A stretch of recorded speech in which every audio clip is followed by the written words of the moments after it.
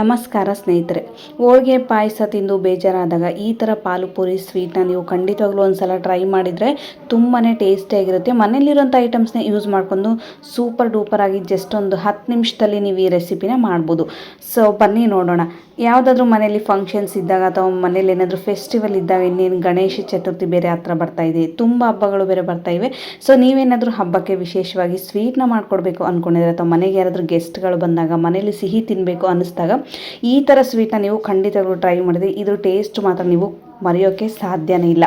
ತುಂಬಾ ಟೇಸ್ಟಿಯಾಗಿರುತ್ತೆ. ಬನ್ನಿ ನೋಡೋಣ. ವಿಡಿಯೋನ ಕೊನೆ ತನಕ ಸ್ಕಿಪ್ ಮಾಡದೆ ನೋಡಿ.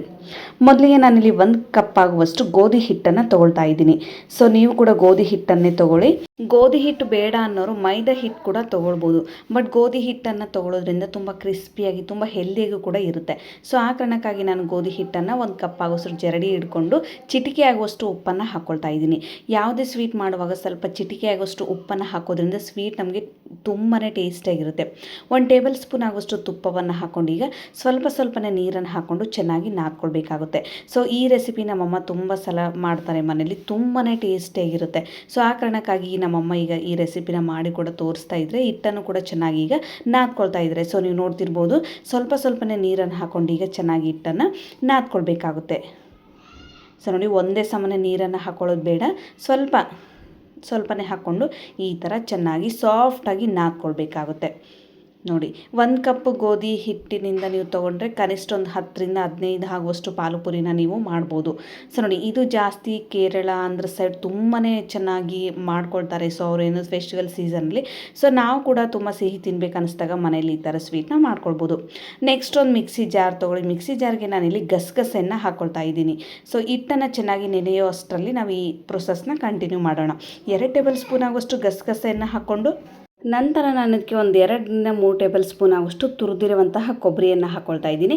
ಒಂದು 2 ಟೇಬಲ್ ಸ್ಪೂನ್ ಆಗುವಷ್ಟು ಗೋಡಂಬಿಯನ್ನು ಚಿಕ್ಕದಾಗಿ ಕಟ್ ಮಾಡ್ಕೊಂಡು ಹಾಕ್ಕೊಳ್ತಾ ಇದ್ದೀನಿ. ನೆಕ್ಸ್ಟ್ ನಾನು ಇದಕ್ಕೆ 1 ಟೇಬಲ್ ಸ್ಪೂನ್ ಆಗುವಷ್ಟು 2 ಟೇಬಲ್ ಸ್ಪೂನ್ ಆಗುವಷ್ಟು ಸಕ್ಕರೆ ಪುಡಿಯನ್ನು ಹಾಕ್ಕೊಳ್ತಾ ಇದ್ದೀನಿ. ಸಕ್ಕರೆ ಪುಡಿಯನ್ನು ಹಾಕೋದ್ರಿಂದ ಸ್ವಲ್ಪ ಇದು ಸ್ವೀಟ್ ಚೆನ್ನಾಗಿ ಬರುತ್ತೆ.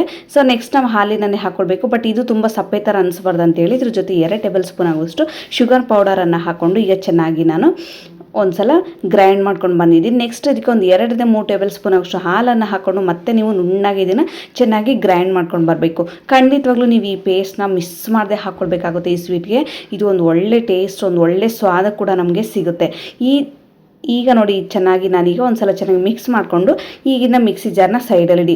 ನೆಕ್ಸ್ಟ್ ನಾವೇನು ಚೆನ್ನಾಗಿ ಗೋಧಿ ಹಿಟ್ಟನ್ನು ನೆನೆ ಇಟ್ಟಿರ್ತೀವಲ್ವ, ಸಣ್ಣ ಚಿಕ್ಕದಾಗಿ ನೀವು ಪೂರಿ ಯಾವ ಥರ ಮಾಡ್ತಿರೋ ಸೇಮ್ ಅದೇ ಸೈಜಲ್ಲಿ ಚಿಕ್ಕದಾದರೂ ಮಾಡ್ಕೊಳ್ಬೋದು, ನೀವು ಚಪಾತಿ ಸೈಜಲ್ಲಾದರೂ ಮಾಡ್ಕೊಳ್ಬೋದು.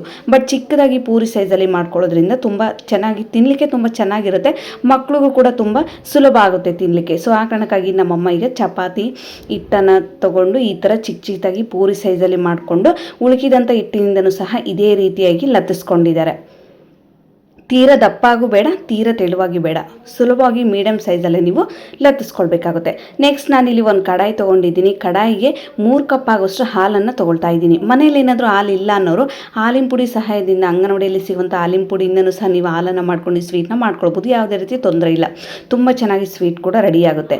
ಗ್ಯಾಸನ್ನು ಸ್ವಲ್ಪ ಮೀಡಿಯಮ್ ಟು ಹೈ ಫ್ಲೇಮಲ್ಲಿ ಇಟ್ಕೊಳ್ಳಿ. ಹಾಲು ಚೆನ್ನಾಗಿ ಕುದಿ ಬರಬೇಕಂದ್ರೆ ಸುತ್ತಲೂ ನೊರೆ ಬರಬೇಕು.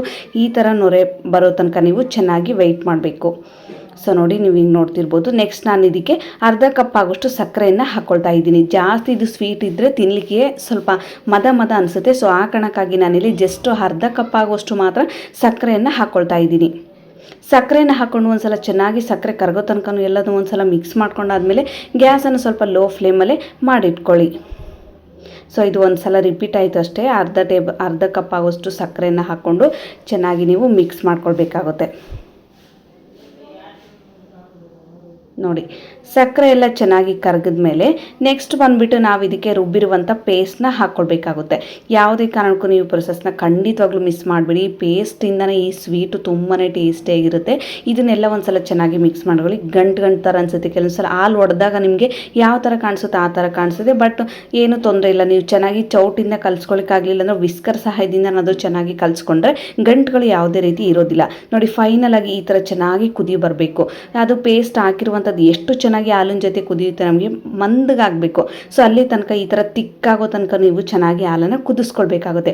ಈ ಪೇಸ್ಟನ್ನು ಹಾಲಿನ ಜೊತೆ ಕುದಿಸ್ಕೊಂಡಾಗಲೇ ನಮಗೆ ಇದು ರುಚಿಯ ಇದ್ರ ಟೇಸ್ಟ್ ಕೂಡ ನಮಗೆ ಸಿಗುತ್ತೆ. ಸೊ ಈಗ ಐ ಫ್ಲೇಮಲ್ಲಿ ಇಟ್ಕೊಂಡು ಒಂದು 5ರಿಂದ 6 ನಿಮಿಷ ನೀವು ಚೆನ್ನಾಗಿ ಕುದಿಸ್ಕೊಳ್ಬೇಕಾಗುತ್ತೆ. ಫೈನಲ್ ಆಗಿ ನೋಡಿ ನಮಗೆ ಈ ಥರ ತಿಕ್ಕಾಗಿ ರೆಡಿ ಆಗಬೇಕು ಹಾಲು, ಈ ಥರ ಗಟ್ಟಿಯಾದಾಗೆ. ಈಗ ಗ್ಯಾಸನ್ನು ಆಫ್ ಮಾಡ್ಕೊಂಬಿಡಿ, ಇಷ್ಟೇ. ಸೊ ನೋಡಿ ಇದಕ್ಕೆ ನೀವು ಬೇಕಿದ್ರೆ ಸ್ವಲ್ಪ ಏಲಕ್ಕಿ ಶುಂಠಿ ಪೌಡರ್ ಕೂಡ ಹಾಕ್ಕೊಳ್ಬೋದು. ನೋಡಿ ಎಷ್ಟು ಚೆನ್ನಾಗಿ ತಿಕ್ಕಾಗಿದೆ ಅಂತ. ಇಷ್ಟಾದರೆ ಸಾಕು ಸ್ನೇಹಿತರೆ. ಒಂದು ಸಲ ಇದನ್ನ ಚೆನ್ನಾಗಿ ಮಿಕ್ಸ್ ಮಾಡಿಕೊಂಡು ನೋಡಿ ಈ ಥರ ಚೆನ್ನಾಗಿ ಮಿಕ್ಸ್ ಮಾಡ್ಕೊಂಬಿಡಿ. ಈಗ ನಾನು ಗ್ಯಾಸನ್ನು ಆಫ್ ಮಾಡ್ಕೊಂಡ್ಬಿಡ್ತೀನಿ. ಈಗ ಇದನ್ನ ಸೈಡಲ್ಲಿ ಇಟ್ಬಿಡಿ. ಅಷ್ಟೊಂದು ಕಡಾಯಿಗೆ ನಾನಿಲ್ಲಿ ಡಾಲ್ಡವನ್ನು ತೊಗೊಳ್ತಾ ಇದ್ದೀನಿ. ಎಣ್ಣೆಯಲ್ಲಿ ಕರಿಯೋದಕ್ಕಿಂತ ಡಾಲ್ಡದಲ್ಲಿ, ಅಥವಾ ನೀವೇನಾದರೂ ಮನೆಯಲ್ಲಿ ತುಪ್ಪ ಜಾಸ್ತಿ ಇತ್ತು ಅಂದರೆ ತುಪ್ಪದಲ್ಲಿ ಕೂಡ ಕರಿಬೋದು. ಬಟ್ ನಾನಿಲ್ಲಿ ಡಾಲ್ಡದಲ್ಲಿ ಪೂರಿ ಯಾವ ಥರ ನೀವು ಚೆನ್ನಾಗಿ ಎಣ್ಣೆಯಲ್ಲಿ ಕರೆದುಕೊಳ್ತೀರೋ, ಸೊ ನಾನು ಆ ರೀತಿಯಾಗಿ ಡಾಲ್ಡ ಚೆನ್ನಾಗಿ ಎಲ್ಲದು ಮೆಲ್ಟ್ ಆದಮೇಲೆ ಸ್ವಲ್ಪ ಐ ಫ್ಲೇಮಲ್ಲಿ ಇಟ್ಕೊಂಡ್ರೆ ಡಾಲ್ಡ ಚೆನ್ನಾಗಿ ನಮಗೆ ಬಿಸಿಯಾಗಿರಬೇಕು. ಹಾಗಾದಾಗ ಮಾತ್ರ ನಮಗೆ ರೋಸ್ಟಾಗಿ ಈ ಪೂರಿ ಕೂಡ ರೆಡಿ ಆಗುತ್ತೆ. ಇದು ಪೂರಿ ಕಲರ್ ಚೇಂಜ್ ಆಗೋ ತನಕ 2 ಸೈಡ್ ಕೂಡ ನೀವು ಚೆನ್ನಾಗಿ ರೋಸ್ಟಾಗಿ ಬೇಯಿಸ್ಕೊಳ್ಬೇಕು. ಎಣ್ಣೆಯಲ್ಲಿ ಬೇಯಿಸ್ಕೊಳ್ಳೋಕ್ಕಿಂತ ಖಂಡಿತವಾಗ್ಲೂ ನೀವು 2ರಲ್ಲಿ ತುಪ್ಪದಲ್ಲಾದರೂ ಬೇಯಿಸ್ಕೊಳ್ಳಿ, ಡಾಲ್ಡದಲ್ಲಾದರೂ ಬೇಯಿಸ್ಕೊಳ್ಳಿ, ತುಂಬಾ ಟೇಸ್ಟಾಗಿರುತ್ತೆ. ಫ್ಲೇವರ್ ಮಾತ್ರ ತುಂಬ ಚೆನ್ನಾಗಿರುತ್ತೆ.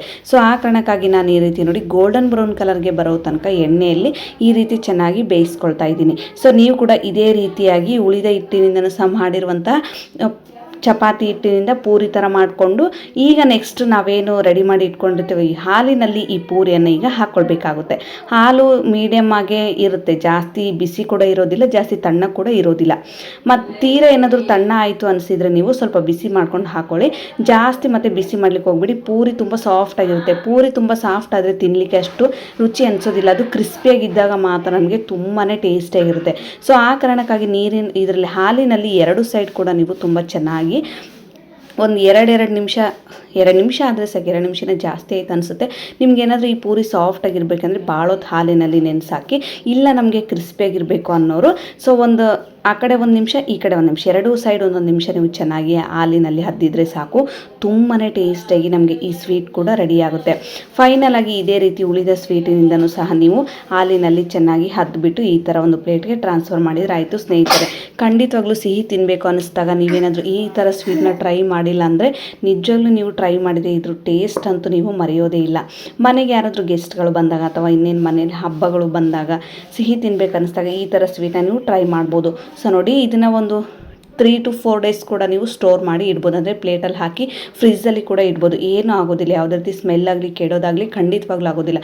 ಇದ್ರ ಮೇಲೆ ಸ್ವಲ್ಪ ತಿಕ್ಕಾಗಿರುವಂಥ ಉಳಿದಿರುವಂಥ ಹಾಲನ್ನು ಹಾಕ್ಕೊಂಡು ತಿಂದರೆ ತುಂಬಾ ಚೆನ್ನಾಗಿರುತ್ತೆ. ಸೊ ನೋಡಿ ಇಷ್ಟಾದರೆ ಸಾಕು. ನೀವೇನಾದರೂ ಇನ್ನೂ ನನ್ನ ಚಾನಲ್ಗೆ ಸಬ್ಸ್ಕ್ರೈಬ್ ಮಾಡಿಲ್ಲ ಅಂದರೆ ಸೊ ಲೈಕ್ ಮಾಡಿ, ಶೇರ್ ಮಾಡಿ, ಹಾಗೂ ಸಬ್ಸ್ಕ್ರೈಬ್ ಮಾಡೋದನ್ನು ಮಾತ್ರ ಮರಿಬೇಡಿ. ಸೊ ನೋಡಿ ಹಾಲಿನಲ್ಲಿ ತೆಗೆದ ತಕ್ಷಣ ನೋಡಿ ತುಂಬ ಕ್ರಿಸ್ಪಿಯಾಗೂ ಇರುತ್ತೆ, ಸಾಫ್ಟಾಗಿ ಕೂಡ ಇರುತ್ತೆ. ಇಷ್ಟ ಆದರೆ ಸಾಕು ಸ್ನೇಹಿತರೆ. ನೋಡಿದರೆ ಸಾಕು ಬಾಯಲ್ಲಿ ನೀರು ಬರುತ್ತೆ. ಬಾಯಲ್ಲಿಟ್ಟರೆ ಕರಗುವಂತಹ ಈ ಸ್ವೀಟ್ ಮಾತ್ರ ತುಂಬಾ ಟೇಸ್ಟಿಯಾಗಿರುತ್ತೆ. ಫೈನಲ್ ಆಗಿ ನಾನೀಗ ಒಂದು ಪ್ಲೇಟ್ಗೆ ಹಾಕಿ ಕೂಡ ನಿಮಗೆ ತೋರಿಸ್ತಾ ಇದ್ದೀನಿ. ನೀವೇನಾದರೂ ಟ್ರೈ ಮಾಡಿಲ್ಲ ಅಂದರೆ ಒಂದು ಸಲ ಟ್ರೈ ಮಾಡಿ ಹೇಗಿತ್ತು ಅಂತ ನನಗೆ ನೀವು ಕಾಮೆಂಟ್ ಮೂಲಕ ತಿಳಿಸೋದನ್ನು ಮಾತ್ರ ಮರಿಬೇಡಿ. ಸಿಗೋಣ ಮತ್ತೆ ಮುಂದಿನ ವೀಡಿಯೋದಲ್ಲಿ. ಧನ್ಯವಾದಗಳು ಸ್ನೇಹಿತರೆ.